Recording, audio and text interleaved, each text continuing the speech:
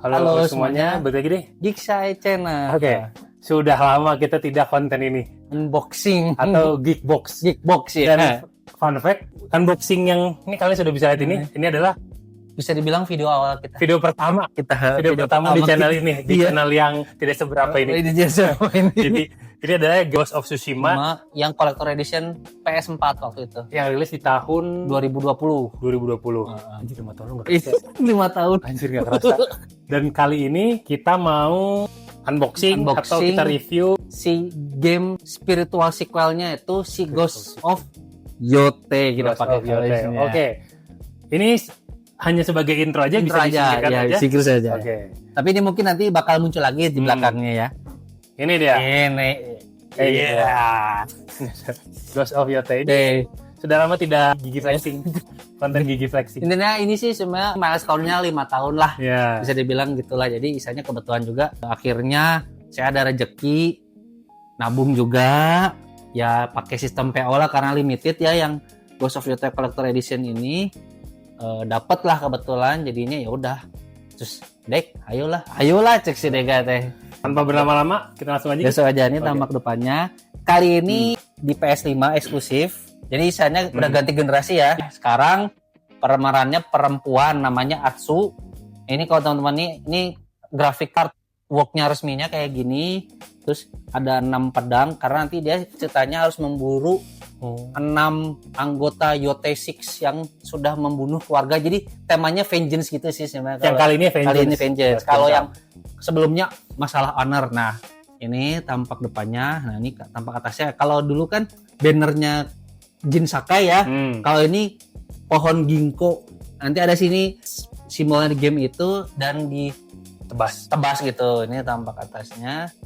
Tampak sampingnya biasa gini. Sampingnya. Nah, ini isinya nih. Tampak belakangnya nih isinya bakal kita dapat di dalamnya. Dan ini tampak bawahnya gini sih.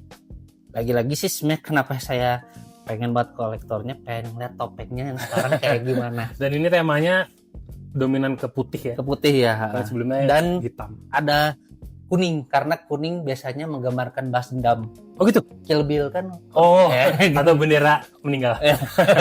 Kayak gini ya. Dibuka dari belakang aja. Biasa unboxing rapih ala gigi. Nah. Ini disimpan Berapa dulu sih kan? Nah. Ini gini nih Subanya gagangnya katananya. Suba namanya ini Little Wolf karena julukannya si Atsu teh Little Wolf julukannya. Serigala Jepang yang katanya udah punah. Jadi aku suka Jepang. Keren ya ngambil simbol-simbolnya. Buka aja. Nah, ini tampak itu tutupnya mungkin bisa di. Nah, ini kalau ini bisa ditarik yang paling luar. Ini gamenya. Jadi sekarang itu PS5 itu gak tahu kenapa yang eksklusif kolektor dia gamenya digital bro. Oke. Jadi ini cuman kita nggak ada CD-nya. Nggak ada CD-nya, beda sama kayak Tsushima ada ya? Tsushima ada. Nggak ada steelbooknya juga ya, itulah mungkin. Kalau mau berarti beli lagi ya? Harus beli lagi dan pisah. Lah son. Ini udah mahal gini anjir. Mungkin biar ini inflasi bro. Oh jadi, iya. Nah, ini kalau ini maksudnya kode sih. Silahkan mau di pause tapi saya udah redeem. Jadi karena saya beli yang kolektor, dapatnya yang deluxe edition langsung dapat snake cost armor, terus dapat kudanya, sama dapat senjatanya, sama dapat topeng yang emasnya nanti lah. Nanti kita buka. Sebenarnya ini main menunya ini yang tengah ini ya, ini udah kelihatan ya. Ini kan kayak ada silver topengnya. Nah, topeng itu man Onryo kalau sekarang teh. Jadi katanya sih menurut mitologinya Jepang teh arwah penasaran gitulah. Arwah wanita yang penasaran pengen membalas dendam sesuai dengan temanya sih Yote. Kita buka yang ini dulu aja. Ini ada 2 box gede, yang ini yang box kecilnya. Oh, ini satu ya? Satu nih. Coba buka aja. Gimana bukanya? Buka aja. Nah, ini keluarin aja. Itu tempatnya. Ini logam beneran anjir. Ini Subanya. Nah, itu Subanya. Nah, gitu tah. Gini ya? Nah, gitu.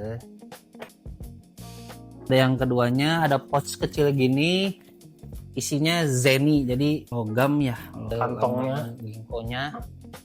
Nah ceritanya nanti emang ada mini gamenya di gamenya itu kayak main karambol gitu sih. Zeni Hijiki apa gitu. Jadi kita mainnya kayak di sodor-sodor gitu. Berat dan ini lihatnya lambang si Yote-nya sama ada Sucker Punch-nya SP. Nah, si lambang perusahaannya si Sucker Punch. Di bawahnya lagi ada nggak afdol kalau nggak ada ini ada Super Dry ini. Itu. Ya. Sini aja. Sebelumnya Sasimono banner itu kan. Ya. Bendera perang. Ini sasnya. Jadi Apa sih ini? si Atsu itu menulis 6 nama orang yang bakal dia bunuh. Jadi Yote 6 itu. Ini. Oh dan ini buat digituin ya? Nanti kalau udah itu diselempangin sama dia, kalau udah beres sama dia dicoret kayak darah si orang yang dia bunuh. Memang konsepnya gitu beneran itu mah. Jadi ini mah. Iya. Nah ini tuh nama-namanya badass. Jadi ini tuh kalau nggak salah Snake, Oni, ini si Kitsune rubah, ini si musuhnya juga ada simbol-simbolnya ya? Pakai topeng juga musuhnya. Laba-laba, terus naga. Ini si bos besarnya Lord Saito, jadi pemimpin si geng Yote 6-nya. Jadi nanti kita sebenarnya inti gamenya kalau kita udah bisa melacak 6 orang itu dan membunuh satu persatu, gamenya tamat sih. Gitu sebenarnya. Main story-nya ini biasa nih. Nah itu aku sukanya tuh kalau di Jepang nanti yang kayak gini-gininya gitu ya, proper gitu walaupun gimmick cuman dibikinnya proper. Nah, ada ini apa pop up kok. Itu si pohon ginkgonya dan ada si wolf-nya nih kecil di sini. Little Wolf. Ya. Katanya sih udah punah sih. Ini lagi-lagi ada print-printan. Kayaknya gini sih dia nyiasatinya mengurangi si digital physical medianya, digantikan dengan banyak artwork kayak gini sih. Oh, postcard ya nyawa ya. Nah, ini ada artworknya dari si ini si Atsunya lagi. Ya ini mah resminya nih topeng Onryo-nya. Nah, terus ini muka si serigalanya. Oh, ini mah art print nah, sama ini sasnya udah ada namanya ya, versi gambarnya yang itulah. Nah, main course-nya itu sebenarnya ini sih seperti yang sebelumnya. Kalau dibandingin penasaran aja gitu. Karena kalau kata saya sekarang jadinya Ghost-nya itu yang jadi si franchise-nya ini. Jadi nanti mungkin kalau ini sukses ada game berikutnya Ghost of apa gitu. Topeng lagi masih. Ini sebenarnya secara cerita gimana sih, Gi? Sambil kita ngobrol-ngobrol. Di settingnya tuh di Ezo tahun dilindungi dengan proper tuh. Abad 1603 berarti abad 17 awal ya. Itu tuh ceritanya di Ezo, kalau sekarang tuh Hokkaido. Anjir. Lihat dong ini. Nah, ini mau banding. Jadi ceritanya si Atsu itu keluarganya dibantai, terus dia pergi ke selatan, mungkin asumsinya tuh lagi zaman shogunetnya Tokugawa Ieyasu. Jadi dia jadi warriornya si Tokugawa itu, menyatukan Jepang. Akhirnya dia udah cukup ilmunya, cukup kemampuannya, dia balik lagi ke kampung halamannya untuk membunuh dendam dia 16 tahun yang lalu sih intinya. Jadi benar-benar totally different part of story ya? Jadi intinya kalau Tsushima kan hanya melindungi si pulau Tsushima dari serangan bangsa Mongol. Walaupun tempat dan waktunya mungkin agak beda ya.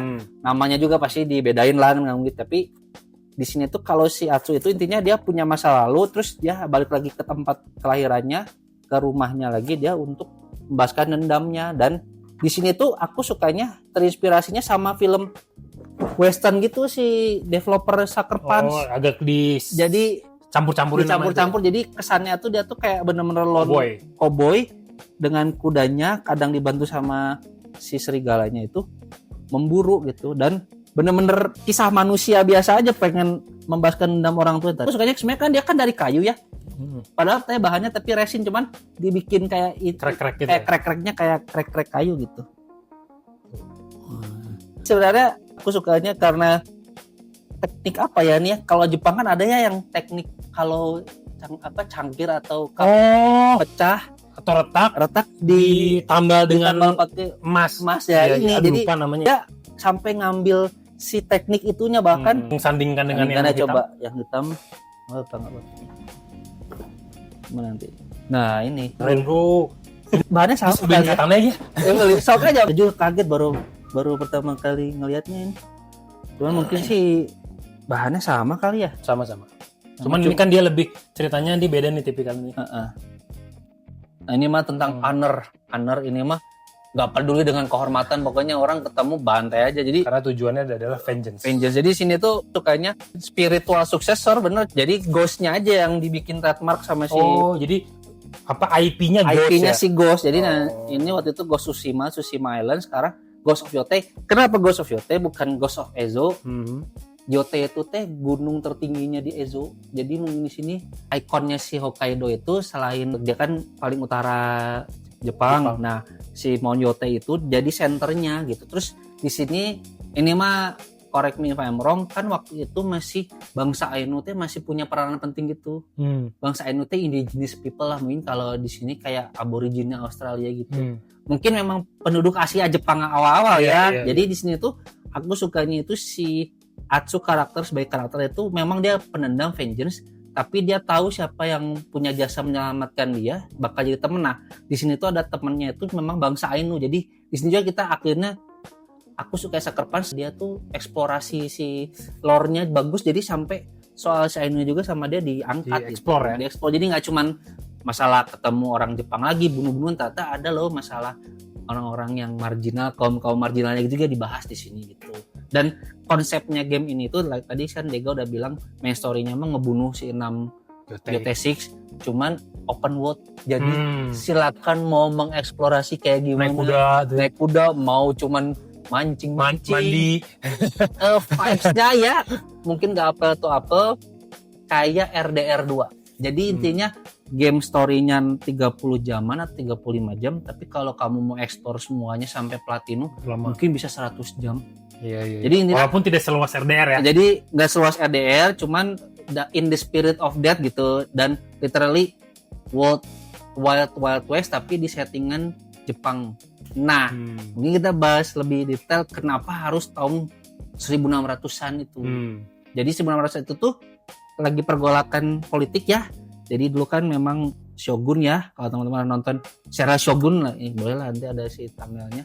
Itu kan gimana Tokugawa Ieyasu mau mencoba menyatukan Jepang dari Edo. Kalau Edo mungkin nowadays-nya disebutnya Tokyo lah. Nah, jadi kan di selatan tuh di Kanto lah, daerah Kanto. Nah, ini tuh ceritanya kenapa di utara itu, kalau teman-teman tahu itu settingnya tuh mirip-mirip kita baru nonton Princess Mononoke.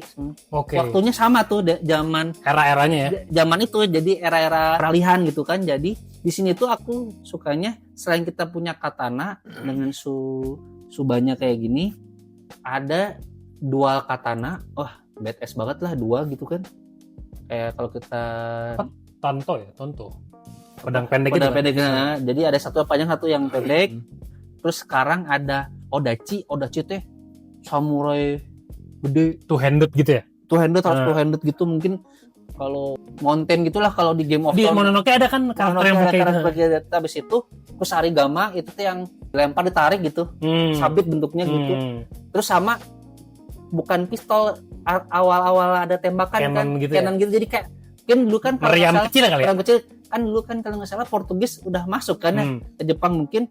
Nah, jadi sekarang variabel senjatanya 300 tahun berselang, benar-benar 300 dari yang Tsushima 1259, sekarang 1603, variasi senjatanya jadi gede banget tuh. Jadi kisahnya sekarang itu si Atsu teh OP banget lah secara teknik, jago, si senjatanya juga makin variatif. Jadi di sini tuh kenapa di PS5 katanya ngejar teknologi jamnya itu. Jadi kalau dulu kan kalau mau ganti senjata harus masuk ke menu.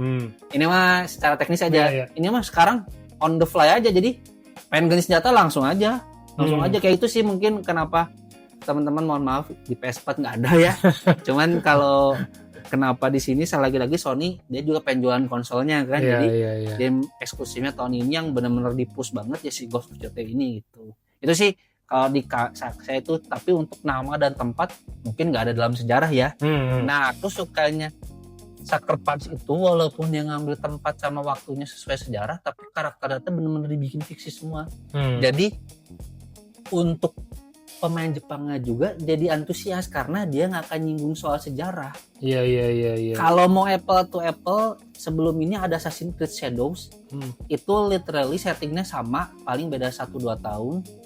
Tapi dia settingnya di zaman di Edo. Jadi ada Tokugawanya, ada Yasuke yang bikin kontroversial itu kan, jadi kayak akhirnya pemain Jepang teh secara nggak langsung ngapain sih orang Barat kalau bikin tentang Jepang teh harusnya riset dulu gitu ya. Yang bener dong gitu. Yang bener, jadi akhirnya di sini tuh Yote oke, kata temen saya yang udah main secara visual, grafik masih di bawah si Assassin's Creed Shadow. Oke.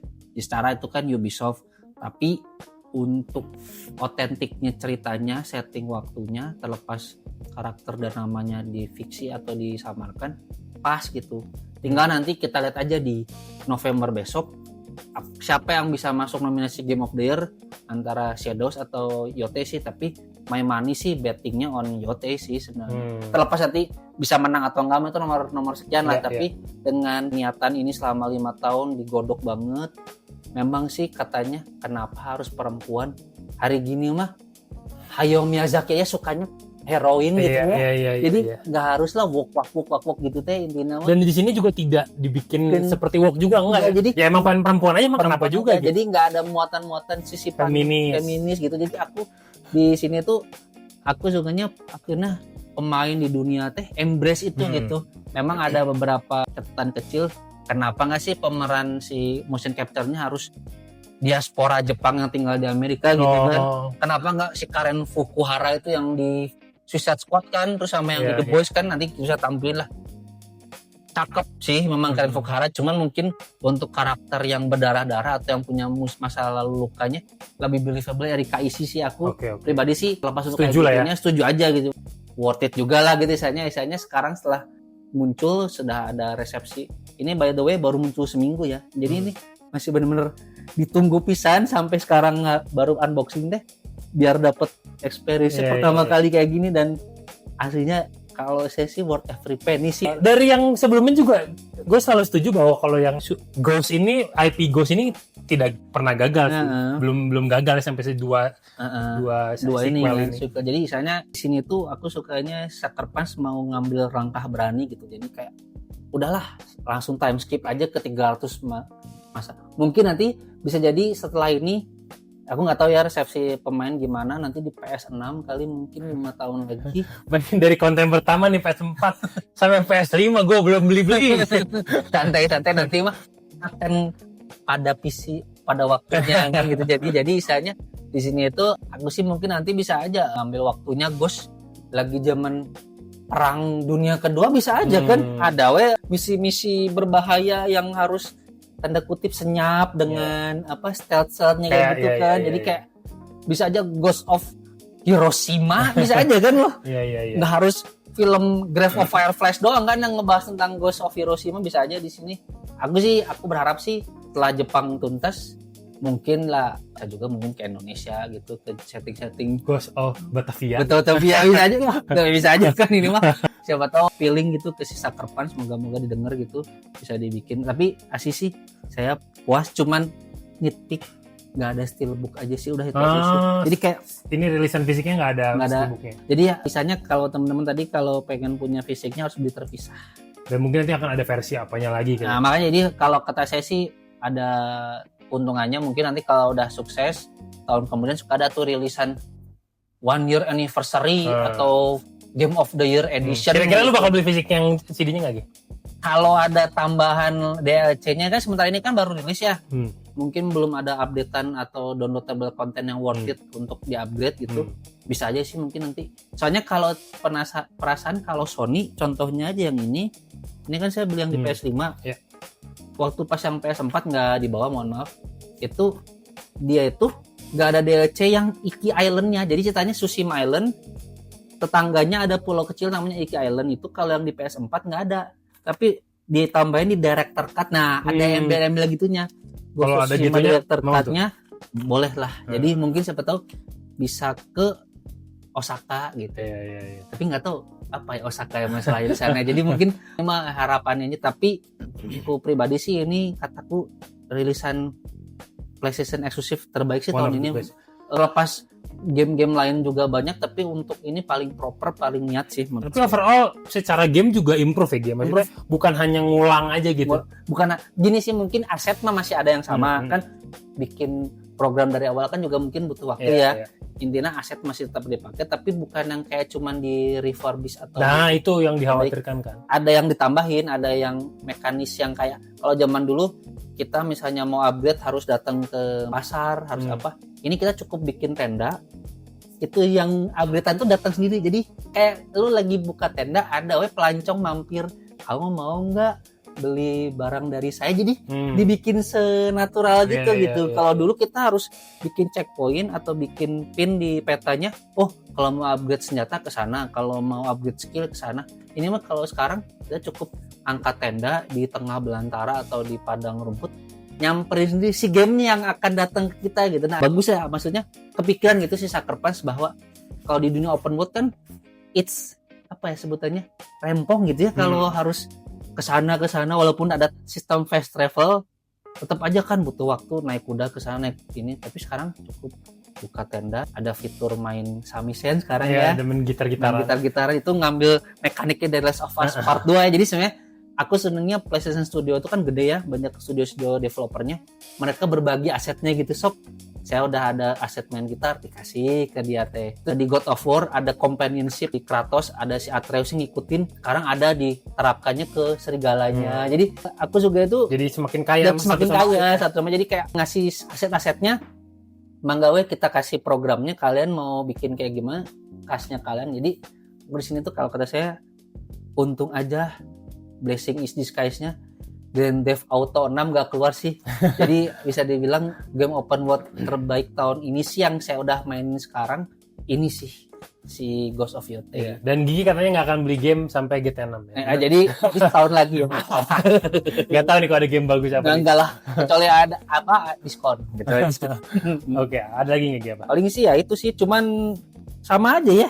Oh, cuman dia catatan khusus aja sih. Kalau yang ini ada nomor berapanya. Terus ini dia ya beda sedikit finishingnya doang. Finishing aja. Nggak beda. Cuman ini keren sih. Keren sih ini. Ini emang literally collector edition. Kalau kalian kolektor, koleksi lah. Oni ini Onryo.